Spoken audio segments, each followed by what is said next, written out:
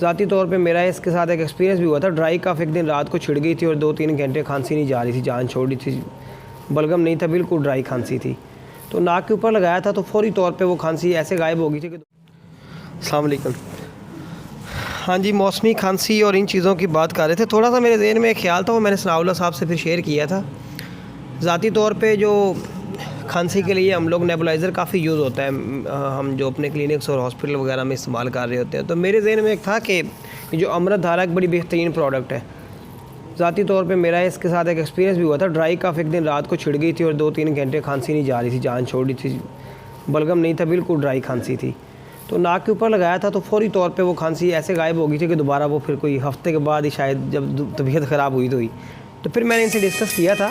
हमने फिर उसको फिर चैनलाइज़ किया कि बाकायदा नेबुलाइज़र के अंदर नॉर्मल सलाइन डाल के उसमें 3-4 कतरे अगर अमृत धारे के डाले जाए ना तो उसे काफ़ी ज़्यादा अफाका और फौरी रिलीफ मिल जाता है। तो चूँकि वेंटोलिन जो हम लोग यूज़ करते हैं वो एक केमिकल मीडिएटेड है, ये थोड़ी नेचुरल आ जाती है, तो इसका रिज़ल्ट अच्छा है और ज़्यादा इजीली अप्रोचेबल है, सस्ती भी है और फ़ायदा भी इसका ज़्यादा है सांस की तंगी के हवाले से। बाकी खांसी जो चीज़ें डिस्कस हो रही हैं उसका थोड़ा मैकेनिज़्म मैं एक्सप्लेन करना चाहूँगा ताकि उसके बाद इलाज मुआवजे के लिए आसानी हो जाती है। सांस के रास्ते होते हैं, एयरवेज़ हैं, उनके आगे बड़े एयरवे से बड़ा रास्ता होता है सांस का। ये फिर जैसे ऊपर लैरिंक्स है, नीचे ट्रेकिया है, ट्रेकिया आगे फिर 2 टर्मिनल ब्रोंकियोल्स, उसके आगे अंगूर के गुच्छे की तरह एल्विलाई लगे होते हैं, वहाँ पे ऑक्सीजन एक्सचेंज हो रही होती है। तो जो सांस की तंगी होती है वो एक तो वो अंदर सांस के रस्तों के अंदर अगर बलगम और म्यूकस प्लग फंसे हों तो एक तो वो वजह होती है कि बलगम अंदर फंसी हुई है। जब तक वो बलगम वहाँ से नहीं निकलेगी, इसके लिए मेडिकल साइंस ने एक्सपेक्टरेंट हम लोग यूज़ करते हैं जो बलगम को उठा के बाहर लेके आए। तो जब तक आप ऐसी दवाइयाँ डेवलप नहीं करेंगे कि वो म्यूकस प्लग अंदर से बाहर नहीं आते, वो ठीक नहीं होगा मरीज़। अगले स्टेप के ऊपर देखें तो दूसरी ड्राई कफ आती है जिसमें सांस के जो रास्ते हैं, ये जो जैसे एक पेंसिल के ऊपर मैं धागा लपेटूँ, वो धागे स्मूथ मसल्स होते हैं ऊपर, वो श्रिंक होते हैं, तो सांस का रास्ता तंग हो जाता है, उसका डायामीटर ये कैलिबर नैरो हो जाएगा। नैरो होने की वजह से जिसे आप अज़लाती दमा कह लें या आप जो अपनी ज़बान में कह लें खुश्क दमा कह लें, कि उसकी वजह से सांस की तंगी या खांसी आती रहेगी। इसका हल अब ये है कि इस वक्त ब्रोंकोडाइलेटर काम करेगा जो उस रास्ते को खोल देगा, या वेंटोलिन टाइप जो दवाइयाँ हैं उस वक्त वो काम करेंगी, रास्ता खोलेगा तो खांसी पेशेंट की चली जाएगी।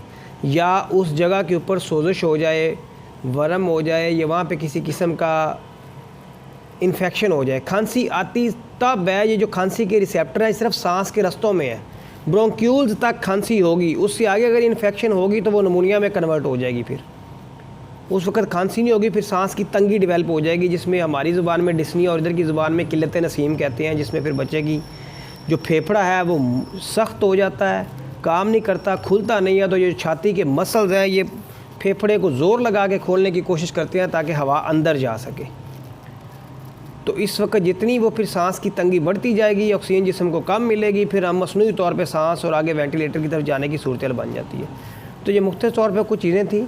मैंने कहा कि चले खांसी तो सब ने एक्सप्लेन की है, लेकिन इसका मैकेनिज़्म भी थोड़ा सा हम क्लियर कर रहे हैं। जब सांस के खांसी के रिसेप्टर सांस की नालियों के अंदर है, उससे आगे नहीं है। अपर एयरवे पे रिसेप्टर है, लोअर एयरवे के ऊपर रिसेप्टर है, इससे आगे रिसेप्टर नहीं है ब्रोंक्यूल्स के लेवल पे। तो खांसी जब आएगी तो इसका मतलब यह है कि आपके जो एयरवेज़ है, जो सांस की नालियाँ हैं, प्रॉब्लम वहाँ पे है। अब जितनी खांसी की शिद्दत होगी उतना बड़ा एयरवे होगा। जैसे ऊपर वाले लेवल पे अगर इन्वॉल्व है लैरिंक्स और ट्रेकिया इन्वॉल्व है तो बड़ी ज़ोर से कफ आएगी, जिसे हमारी ज़बान में ब्रासी या क्रूपी कफ कहते हैं हम लोग। तो खांसी का पैटर्न क्या है, फिर आगे बलगम या रेशा किस किस्म के अंदर छाती पर